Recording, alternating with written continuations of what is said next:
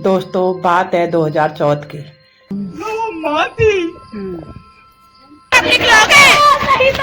हाँ मेरे साथ ये अन्याय हुआ, मैं मर गई। मेरा ये वीडियो लेगा ना और मेरे लिए अगर वो मेरे सामने होता मैं उसे चीर फाड़ करके खा देता। उठाने की हिम्मत भी ना कर पाए। तो बात है 2014 की, जब कुमाऊं की मासूम कशिश जो अपने माता पिता के साथ हल्द्वानी गई थी अपने मामा की शादी में शामिल होने, अचानक रामलीला मैदान से अगवा कर ली गई और 5 दिन बाद जंगल में मृत पाई गई। उसकी नन्ही मासूमियत पर बेरहमी से हमला किया गया, उसके हाथ पांव तोड़े गए और यौन शोषण किया गया। पोस्टमार्टम में अत्यधिक रक्तस्राव से उसकी जान चली गई। मुख्य आरोपी अख्तर अली को हाईकोर्ट ने फांसी की सजा सुनाई, लेकिन सुप्रीम कोर्ट ने सबूत का बहाना बना के उसे रिहा कर दिया। यह दर्दनाक, जख्मी और अनकही कहानी हमें याद दिलाती है कि मासूमियत की रक्षा करना और इंसानियत के लिए खड़ा होना हर समाज की जिम्मेदारी है, और इसलिए पूरे राज्य में लोग न्याय की मांग में सड़कों पर आए, रैलियां निकाली और अपने आंसू और आवाज़ों के साथ यह संदेश दिया कि किसी मासूम के लिए खड़े होना कभी भी पीछे हटने वाला कदम नहीं हो सकता।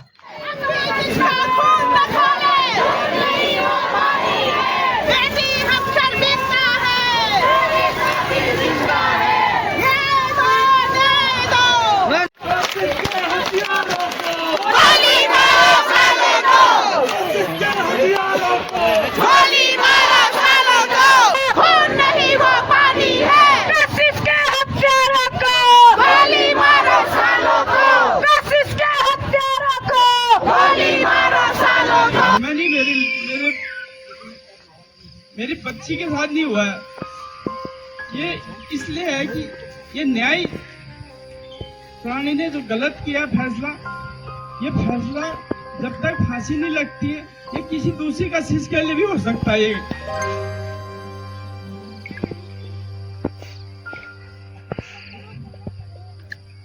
मैं ये चाहता हूँ कि इसमें जैसे हाई कोर्ट ने फैसला दिया था फांसी का, वही बरकरार आगे सुप्रीम कोर्ट ने भी रखना चाहिए था, क्योंकि हाई कोर्ट और निचली अदालत ने जब उसको फांसी का सजा दी थी और वो बरी हो जाता है,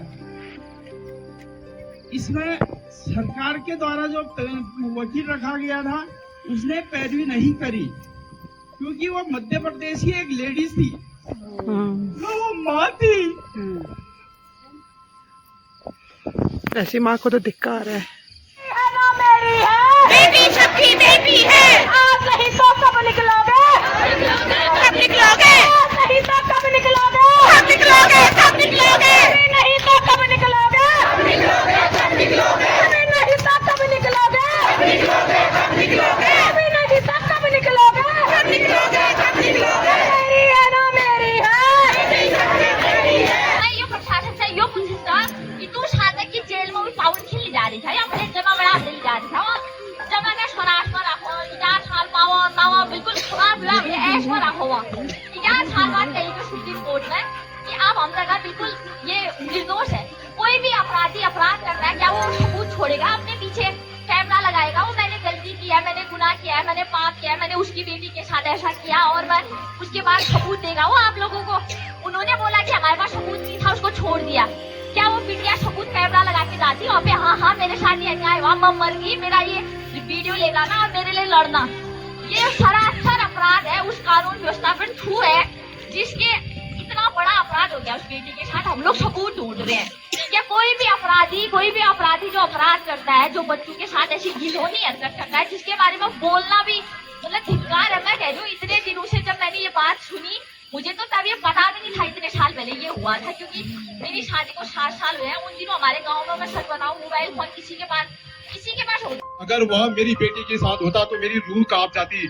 मैं आज भी, मेरे को जब से ये खबर मैंने सुनी है, मैं हर रात रोता हूँ। मेरे आंसू आते हैं, मुझे पता नहीं लगता कि मेरे आंसू कितने आ रहे हैं।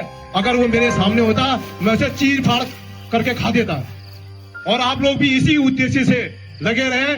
अगर इंसाफ नहीं होता है, सरकार इंसाफ नहीं देती है, तो हम उसे जिंदा जला देंगे। हम सारे पन्ना वाले आवाज आएंगे। ये हम में जुनून होना चाहिए।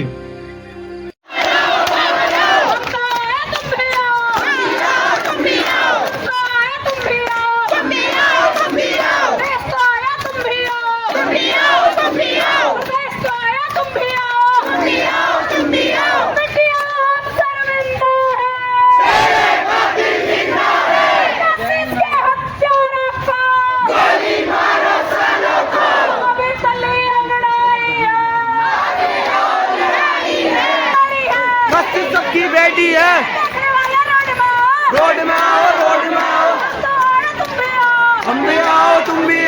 पहुंची और उन्होंने हमारी बेटी का दर्द समझा और उस दर्द को समझने के बाद उसको न्याय देने की प्रोसीजर को शुरू कर दिया है। और आज यहाँ इकट्ठा होने का मतलब ये है कि हम हार नहीं मानेंगे, क्योंकि अभी फांसी होनी बाकी है। और आज अगर ये फांसी हो गई तो कल के दिन कोई भी रेप का केस सुनाई नहीं देगा। सन 2011-12 में हम लोग को सुनाई देता था आज रेप हो गया, आज रेप हो गया। रेप हम जानते भी नहीं थे रेप था या क्या। आज हर दूसरे दिन रेप है और ये तब तक होते रहेगा जब तक हम लोग ये ऐसी मुहिम नहीं छेड़ेंगे। हर एक जगह लड़की को दोष दे दिया जाता है। 6 साल 7 साल 8 साल की लड़की का कोई दोस्त था क्या? नहीं, दोस्त समाज का है, उन व्यक्तियों का है, उन घृण्य व्यक्तियों का है जो औरत को, जो बच्ची को सिर्फ अपनी हवस का शिकार बनाना जानते हैं। और आज का युवा जो यहाँ बैठा है, जो जागा है और जिसने पहल करी है, हम तो सिर्फ एक मुहिम का एक हिस्सा बने थे। हमने कहा ऐसा करते हैं और हमारे जो बच्चे हैं, जो लड़के हैं, जो जागे हैं, मेरे का उनसे ये रिक्वेस्ट है कि अब ये खून खोलता हुआ खून बंद नहीं होना चाहिए।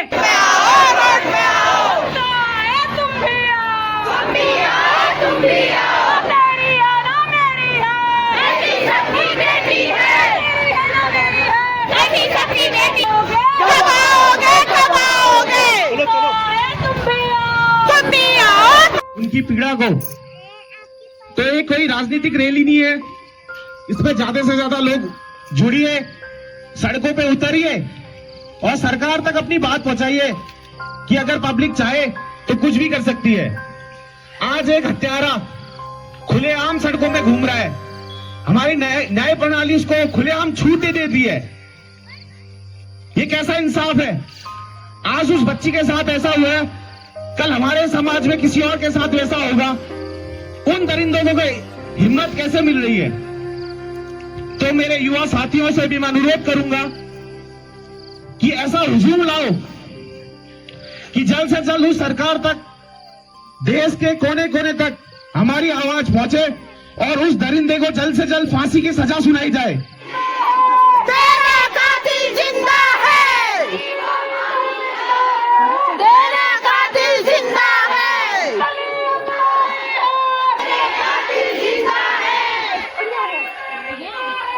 तेरा कातिल जिंदा